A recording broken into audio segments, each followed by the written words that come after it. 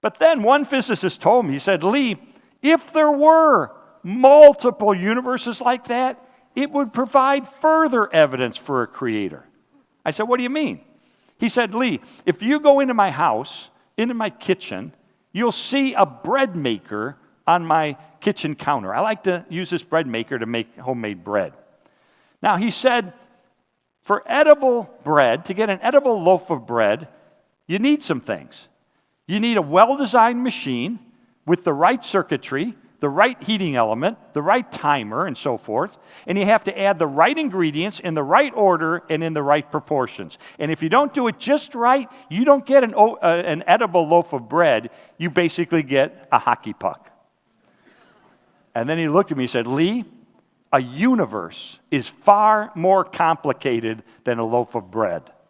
He said, if it takes a finely tuned mechanism and the right ingredients to produce a loaf of bread, then it requires a finely tuned mechanism and process to produce an infinite number of universes, and such a finely tuned mechanism points toward a creator.